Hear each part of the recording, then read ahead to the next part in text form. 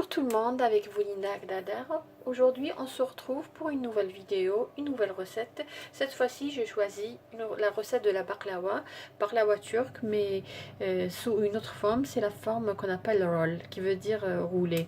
J'avais préparé l'année passée la baklawa que j'ai coupée en sorte de losange. Cette fois-ci c'est une autre baklawa avec une autre recette que j'espère que vous allez aimer. Personnellement mes enfants adorent ça. Pour cette baklawa, j'avais réalisé un sirop que j'ai laissé refroidir. J'ai mis du sucre, de l'eau, une cuillère à soupe de miel, de la cannelle, du citron. J'ai laissé bouillir à peu près 6 à 7 minutes. Ensuite, j'ai ajouté du jus de citron, à peu près une cuillère à soupe. Les mesures, vous les trouverez tout à l'heure dans la boîte de description. Ici, j'ai un mélange d'amandes et de pistaches moulues, mais si vous n'avez pas ça, vous pouvez utiliser tout simplement des cacahuètes, et ça serait bien d'ajouter aux cacahuètes moulues un peu de citron, de zeste de citron et un peu de vanille pour l'aromatiser. Là, j'ai du beurre clarifié, semen. Moi, personnellement, dans les baklawa turcs ou algériens, c'est sûr, j'utilise toujours semen, du beurre clarifié. Celui-là, c'est semen végétal qu'on trouve un peu partout. Si vous n'avez pas ça, vous pouvez tout simplement utiliser du beurre, mais ça serait bien d'utiliser du beurre qui soit pas salé.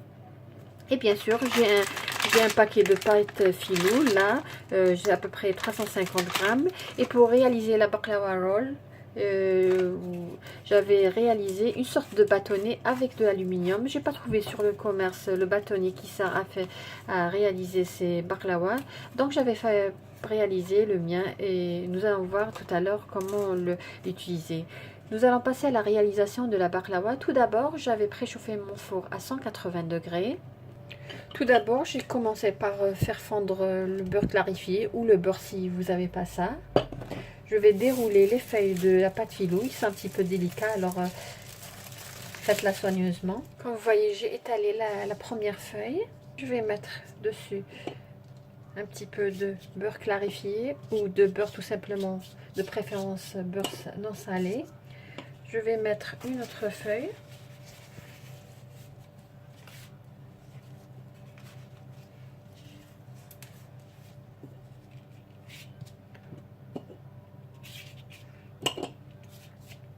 Je vais mettre la farce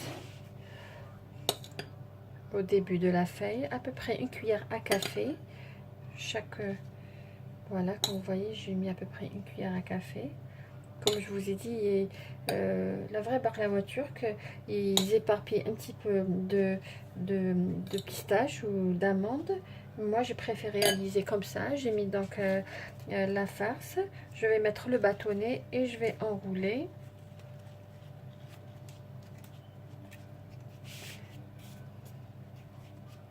Il est préférable de retirer la pâte filou à peu près 10 minutes au moins avant l'utilisation si elle est dans le frigo. Voilà. Qu'est-ce que je vais faire? Je vais réaliser une pression sur les côtés.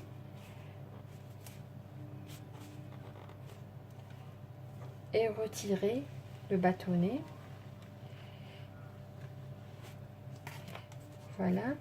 Et je vais la mettre dans un plateau dont j'ai déjà mis sur le fond un peu de beurre clarifié. Là, j'ai pris une deuxième feuille, réaliser la même étape. Juste si vous avez envie de consommer ces baklawa le soir, ça serait bien de les réaliser le matin ou la veille. Ça donne un meilleur résultat. Ils auront le temps d'absorber le sirop.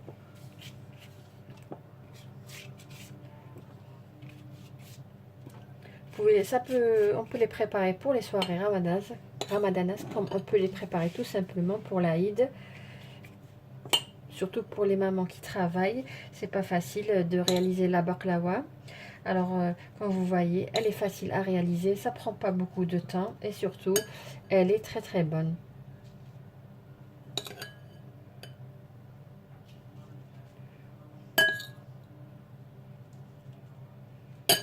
Donc, même étape, je vais mettre le bâtonnet en alu que j'avais préparé. Maintenant, vous n'avez aucune excuse de ne pas préparer cette baklawa. Parce que d'habitude, les gens demandent où est-ce qu'on peut acheter les bâtonnets, là. Mais comme je vous ai dit, je n'ai pas trouvé sur le commerce, ni sur Amazon, ni sur eBay. J'ai cherché un peu partout. Et pourtant, à Londres, il y a beaucoup de Turcs.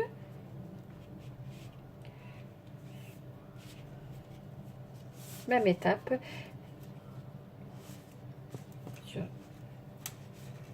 Voilà. Et ensuite, retirer le bâtonnet. Et je vais la mettre dans le plateau. Voilà, comme vous voyez, j'ai terminé par réaliser mes rolls, la baklava roulée. Là, je vais couper. Il faudrait couper les morceaux avant la cuisson.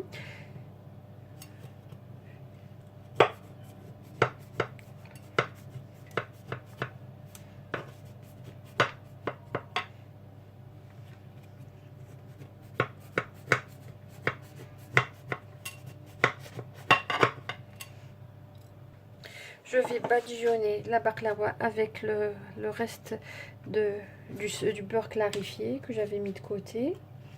Le sirop, il est déjà prêt. Comme je vous ai dit, la baklava doit être chaude et le sirop doit être froid. Sinon, on n'aura pas cet aspect, ce goût croustillant. Le four, je l'ai préchauffé à 180 degrés. J'ai laissé un petit peu de pistache pour garnir ma baklava après cuisson. Là, je vais l'enfourner jusqu'à ce que je vois la baklava prendre une belle couleur dorée. Et je vais l'arroser directement à la sortie du four. Voilà ma baklava sortie du four. Je vais l'arroser directement avec le sirop que j'avais réalisé tout à l'heure.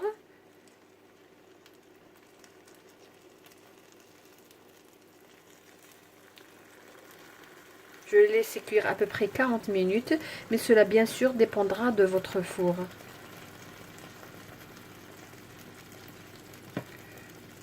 Alors je vais arroser, je vais attendre que la baklava absorbe le sirop, ensuite je vais l'arroser une deuxième fois.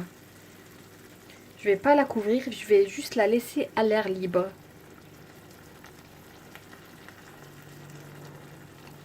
Alors même si vous n'avez pas d'amandes, vous n'avez pas même des cacahuètes, vous pouvez tout simplement réaliser la farce avec de la noix de coco. Vous pouvez aromatiser avec un peu de vanille et un peu de zeste de citron. Ça donne aussi un très très bon goût. Moi j'avais réservé de côté un peu de pistache que je vais décorer avec la baklava.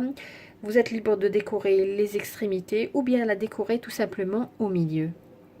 Moi je vais la décorer sur les côtés.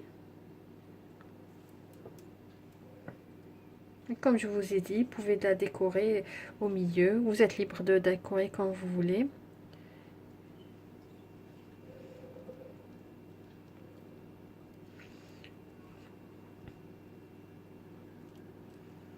Elle doit refroidir au moins 4 à 5 heures pour la consommer.